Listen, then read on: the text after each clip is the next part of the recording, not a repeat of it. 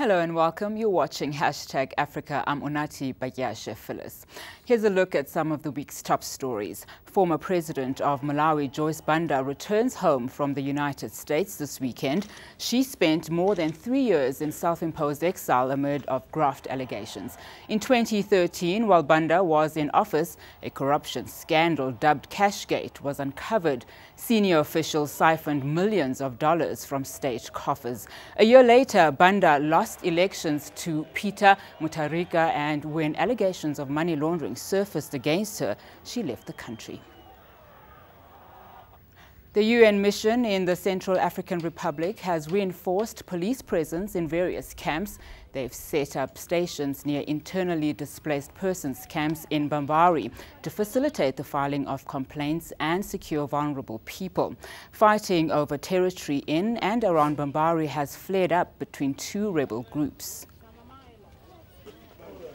And Libya's deported 169 migrants from Niger. This is part of a voluntary deportation program. It's spearheaded by the United Nations and Libyan authorities in a bid to ease severe overcrowding in detention centers.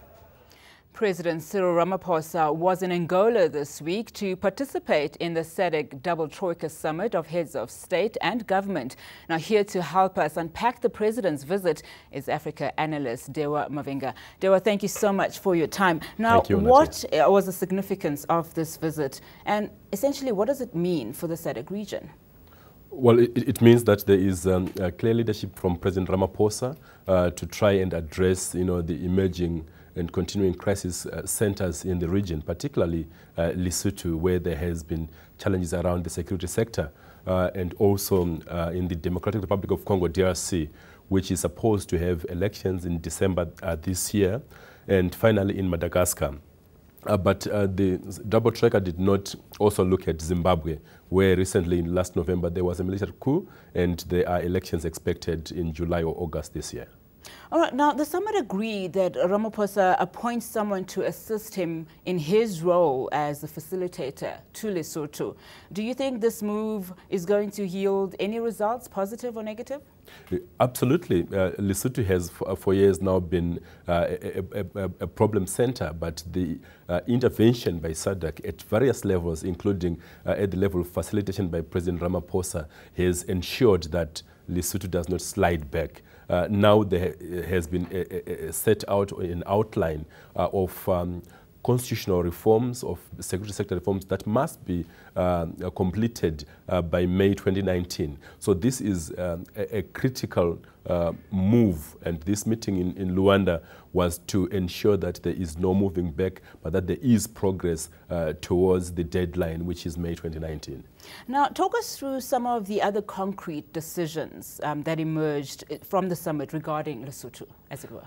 Well, the first and important one was also that there is a clear timeline, that whatever has been agreed to in terms of the national reforms, in terms of the constitutional reforms, in terms of the security sector reforms, to ensure that the military is removed from civilian and national politics in Lesotho. The timeline is that this must be completed within a year, that is May 2019, and that in terms of measuring progress, this upcoming August SADC summit in Namibia should receive a progress report in terms of what would have happened on the ground. And also the SADC team of military personnel that has been deployed to Lesotho, its term of office and presence on the ground has been extended by 6 months from May to November 2018. So that also helps to bolster and to ensure that there is no breakout of violence, and that this is done peacefully. So this is quite important. And finally, as you mentioned, that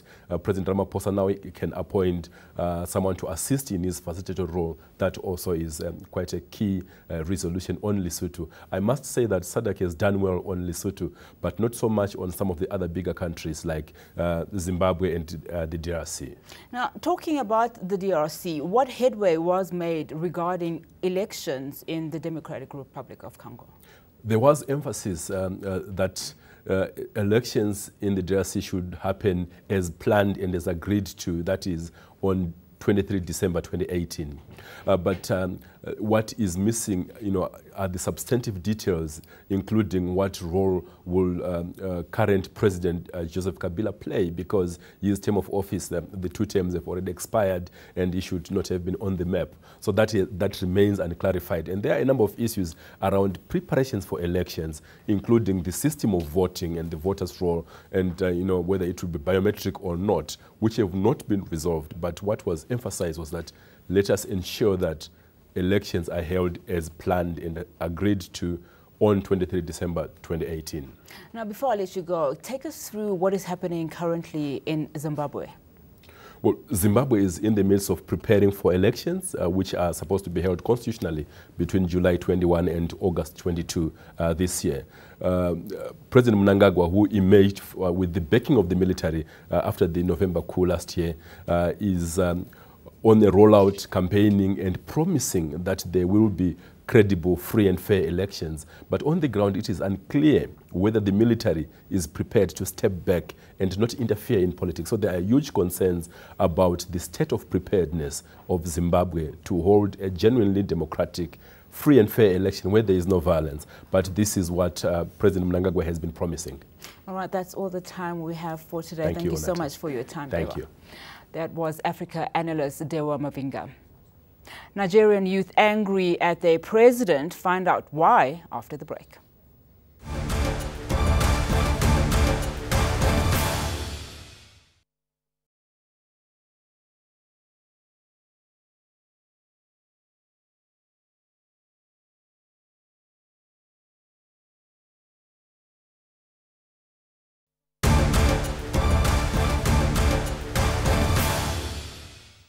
Nigerian President Muhammadu Buhari is getting backlash from the young people in his country. Some say this could potentially affect his 2019 general election campaign.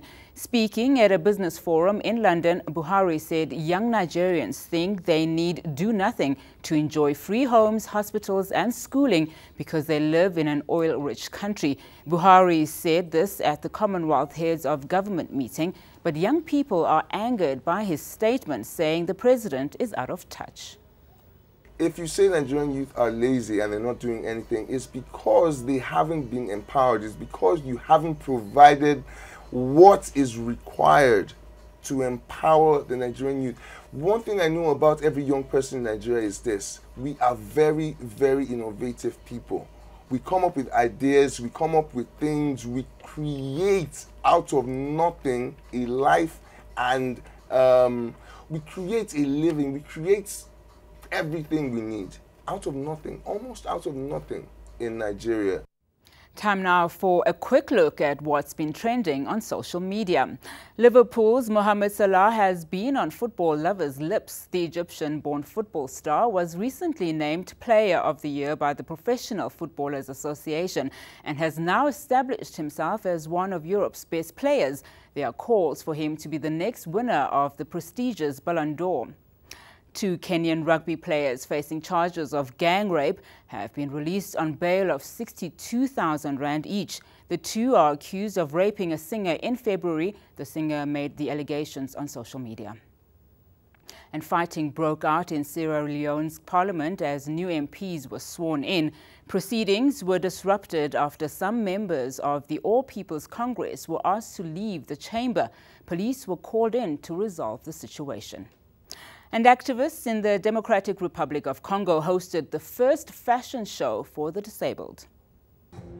We are proud, that's the theme of the fashion show. 15 models living with disabilities proudly walked the runway, showcasing outfits by local designers. The show was created to promote acceptance and fight the stigma that often surrounds disability. Des fois, on se voit comme si on n'a pas de valeur, on se voit moins que les autres, mais grâce à ces défilés, j'ai encore l'assurance sur moi-même. Je peux marcher, je peux être à l'aise, m'assurer avec mon handicap, être à l'aise, quoi, pas de complexe, quoi. The fashion show is also meant to encourage dialogue, as well as inspire a new generation of disabled Congolese to feel accepted and confident. The Health Ministry says most physically disabled people have limited access to education, healthcare and employment. They often live in poverty as a result. La Fondation Continentale, c'est une fondation qui tient à la prise en charge des personnes avec handicap. Nous voyons après cet événement, nous devons vraiment prendre soin de nos frères. Il y a de ceux qui n'étudient pas, il y a de ceux qui ont besoin de moyens pour mieux vivre. Alors nous voulons vraiment leur donner cette vie-là. Nous voulons les décomplexer pour qu'enfin qu'il y ait aussi dans la société de personnes avec handicap VIP. Audience members say the show was a fresh and important way to approach some serious issues. Well, that's it from us for now. Till next time, stay tuned to ENCA for all the latest news. Bye-bye.